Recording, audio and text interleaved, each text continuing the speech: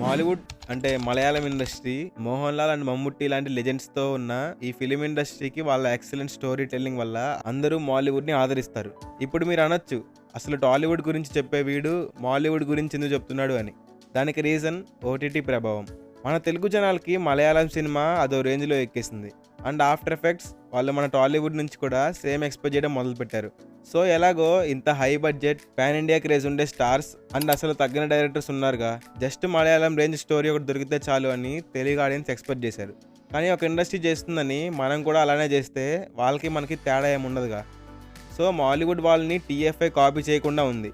కానీ జనాల ప్రిఫరెన్సెస్ మారిపోవడంతో ఇంకా జనాలు ఎక్స్పెక్ట్ చేసేది కొంచెమైనా ఇవ్వాలని టాలీవుడ్ కూడా పోస్ట్ కరోనా ఒక స్టోరీ టెల్లింగ్ ఎవల్యూషన్ చూసింది. కరోనాకి ముందు వచ్చిన సినిమాలకి తర్వాత వచ్చిన సినిమాలకి కావాల్సినంత తేడా మనం చూడొచ్చు.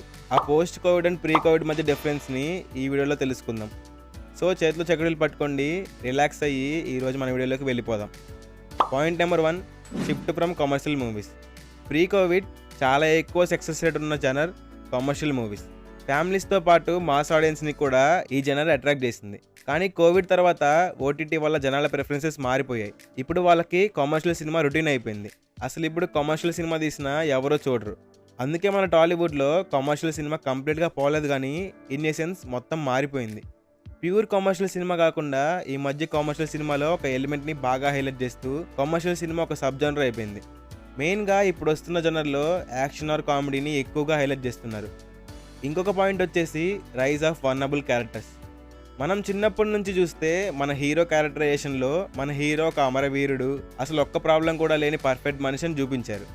ఇంకా కొన్ని సినిమాల్లో ప్లాట్స్ కోసమని ఫ్యామిలీ ప్రాబ్లమ్స్ పెట్టేవారు. ఈ మ్యాటర్లో సుకుమార్ గారిని పొగడొచ్చు. ఆయన ఫస్ట్ ఫిలిం ఆర్య నుంచి హీరోకి అట్లీస్ట్ ఒక ఎమోషనల్ ట్రిగ్గరింగ్ పాయింట్ అయినా పెట్టారు. అలాంటి ఈ మెథడ్ని మన టాలీవుడ్ మొత్తం అడాప్ట్ చేసుకోవడానికి ఒక దశాబ్దం మొత్తం పట్టింది. ఇలాంటి వల్నరబిలిటీతో హీరోకి ఒక ఎమోషనల్ కనెక్టివిటీ అనేది చాలా మంచిగా ఎస్టాబ్లిష్ అవుతుంది. దీనికి బెస్ట్ ఎగ్జాంపుల్స్లో నాని గారి దసరా అనొచ్చు. ఎంత విధ్వంసం చేసినా ధరణికి చివర్లో వాడి ఫ్రెండ్ అండ్ వెన్నెల పైన ప్రేమ ఓవర్ షాడో అయ్యేది. ఇంకొక classic example again from Nani అన్న హాయ్ నాన్న. అన్నీ ఉన్న విరాజ్కి ఎందుకు మనశ్శాంతి ఉండదంటే దానికి reason again emotional unavailable love. ఇలాంటి స్ట్రాంగ్ ట్రిగరింగ్ పాయింట్స్ పెట్టడంతో చూసే ఆడియన్స్కి క్యారెక్టర్స్ ఎమోషనల్గా అటాచ్ అవుతాయి. ఈ వీక్ పాయింట్స్ అనేది ఫ్యామిలీ హీరోస్ నుంచి మొదలుపెట్టి సూపర్ హీరోస్ వరకు ఎవరికి తప్పవనే కాన్సెప్టే ఎమోషనల్ ట్రిగరింగ్ పాయింట్. జస్ట్ ఈ ఒక్క పాయింట్ ఆల్మోస్ట్ టాలీవుడ్లో స్క్రిప్ట్ రైటింగ్ మొత్తాన్ని మార్చేసింది. ఇంకా point number 3, experiments with genres. First మన హీరోస్ స్టార్టింగ్లో చెప్పినట్టుగా ఎక్కువగా ఈ కమర్షియల్ ఫిలిమ్స్కే స్టిక్ అయ్యేవారు. కానీ ఇప్పుడు ఫిల్మోగ్రఫీని డైవర్సిఫై చేస్తున్నారు. స్టార్ హీరోస్ కంఫర్ట్ జోన్స్ నుంచి బయట అడుగు పెడుతున్నారు. ప్రభాస్ అన్న ఆఫ్టర్ బాహుబలి ట్రై చేయని జనర్ లేదు. యాక్షన్ జనర్ సాహో నుంచి Radhe Shyam love story and even sci fi film అయిన కల్కి కూడా. ఈవెన్ మన ఎన్టీఆర్ అన్న కూడా ఆయన ఫుల్ పొటెన్షియల్ని యూజ్ చేస్తున్నారు. పోస్ట్ రభస అన్ని సినిమాలకి ఆయనకాయనే ఒక మెట్టు ఎదుగుతూ ఉన్నారు. ఇంకా రీసెంట్గా మన Allu Arjun and Atlee combo cinema గురించి స్పెషల్గా చెప్పాల్సిన అవసరం లేదు. ఈవెన్ నాని అన్న కూడా ఆయన క్లాస్ ఇమేజ్ని పక్కన పెట్టి హిట్ 3 అండ్ ప్యారడైజ్ లాంటి మాస్ అండ్ బోల్డ్ సినిమాలకి కమిట్ అవుతున్నారు. ఇంకా మన ఇండస్ట్రీ డైరెక్టర్స్ కూడా ఈ చేంజ్ని బాగా అప్రిషియేట్ చేస్తూ హీరోస్కి తగ్గట్టుగా వాళ్ళ స్క్రిప్ట్ రైటింగ్ స్టైల్ని మార్చుకుంటున్నారు. ఇది మన ఇండస్ట్రీకి దాని మ్యాక్సిమం పొటెన్షియల్కి వెళ్ళడానికి హెల్ప్ చేస్తుంది. ఇంకెంతసేపు హీరోస్ గురించేనా అంటే కాదు, హీరోయిన్స్ కూడా మన ఇండస్ట్రీలో చాలా చేంజెస్ని స్క్రిప్ట్ తెస్తున్నారు. మెయిన్లీ ఆఫ్టర్ మహానటి ఈ ఫీమేల్ సెంట్రిక్ ఫిలిమ్స్కి డిమాండ్ పెరిగిపోయింది. సినిమా ఫీమేల్ సెంట్రిక్ అవ్వకపోయినా అట్లీస్ట్ ఒక స్ట్రాంగ్ ఫీమేల్ క్యారెక్టర్ రాసుకోవాలని రైటర్స్ ఫిక్స్ అవుతున్నారు. లైక్ విరూపాక్ష. మూవీ మొత్తం హీరో చుట్టూ తిరిగిన ఎండ్లో మన హీరోయిన్కి క్యారెక్టర్ ఆర్క్ రివీల్ చేస్తారు. ఇంకా ఫీమేల్ సెంట్రిక్ కూడా షాకినీ డాకినీ లాంటి సినిమాలు మన ఇండస్ట్రీలో వచ్చాయి.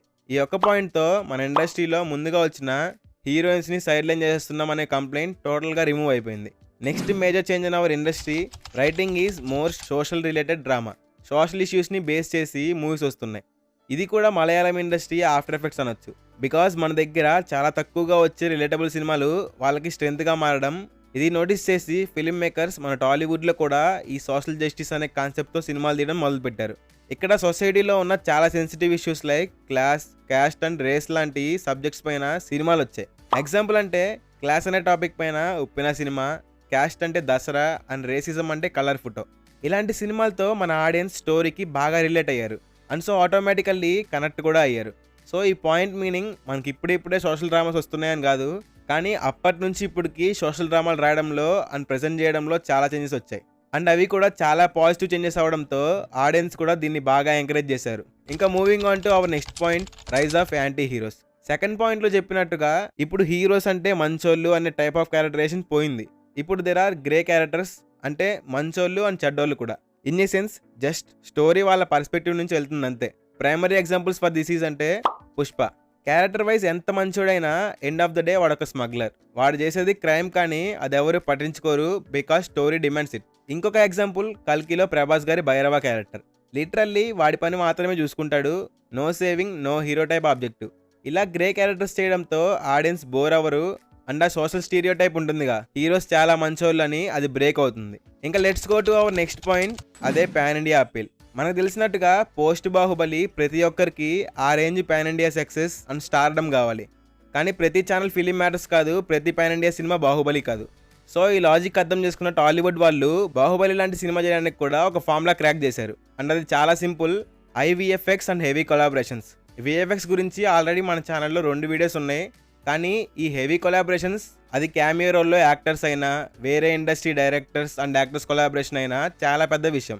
అలాంటిది పాన్ ఇండియా హిట్ అవ్వాలంటే పాన్ ఇండియా రేంజ్ ఉండే సబ్జెక్ట్ ఒకటి కావాలని, క్యారెక్టరైజేషన్కి సంబంధం లేకుండా జస్ట్ నేషన్ వైడ్ ప్రతి ఒక్కరికి క్లిక్ అవ్వాలని క్యారెక్టర్ డిజైనింగ్ని మార్చుతున్నారు. దీని గురించి ఇంకెక్కువ మాట్లాడను. Let's move to our final point, అదే focus on technical departments. Pan India hits పడ్డాక మంచి యాక్టింగ్ అండ్ స్టోరీ ఉంటే సరిపోదు, ఒక మంచి టెక్నికల్ వర్క్ కావాలని ఫిక్స్ అయ్యారు. దీంతో హీరో, డైరెక్టర్తో పాటు ఈవెన్ మ్యూజిక్ డైరెక్టర్ని వేరే రేంజ్లో ఎలివేట్ చేయడం మొదలుపెట్టారు. టెక్నికల్లీ ఇంకా సినిమాటోగ్రఫీని కూడా ఎక్నాలజ్ చేసి దానిపైన ప్రొడక్షన్ వైజ్ చాలా డబ్బులు ఖర్చు పెట్టడం మొదలుపెట్టారు. హై రేంజ్ సెట్స్ అండ్ అదిరిపోయే విఎఫ్ఎక్స్ అండ్ సీజీఐ ఉండాలని మేకర్స్ ఈ మధ్య పడని కష్టం లేదు. దీనికి ప్లాట్కి సంబంధం ఏంటి అని అడుగుతారా? టెక్నికల్ టీమ్ స్ట్రాంగ్గా ఉండడంతో డైరెక్టర్ ప్లాట్లో ఆయన రాసుకున్న విజన్ మనకి క్లియర్లీ కనిపిస్తుంది. సో ఈ ప్లాట్ చేంజ్ అనడం కంటే ప్లాట్కి పర్ఫెక్ట్ ఎగ్జిక్యూషన్ అని చెప్పొచ్చు. ఇంకా ఫైనల్లీ మన టాలీవుడ్లో plot, story telling and story writing ఎలా చేంజ్ అయిందో చూశారు కదా. ఒకప్పుడు ఇండియాలోనే one of the film industry నుంచి ఇండియాస్ బిగ్గెస్ట్ ఫిలిం ఇండస్ట్రీ వరకు మనకి ప్లాట్ చేంజెస్ అనేది చాలా హెల్ప్ చేసింది. Mainly mass commercials to meaningful commercials మనం మారిన తీరు చూపించడానికి ట్రై చేసాం. సో ఇక్కడ దాకా చూసారంటే ఈ వీడియో మీకు నచ్చే ఉంటుంది. వీడియో నచ్చితే లైక్ చేయండి అండ్ ఫ్రెండ్స్కి కూడా షేర్ చేయండి అండ్ ఛానల్కి సబ్స్క్రైబ్ చేసుకోవడం మాత్రం మర్చిపోకండి. Meet you in the video soon. Until then take care, bye bye.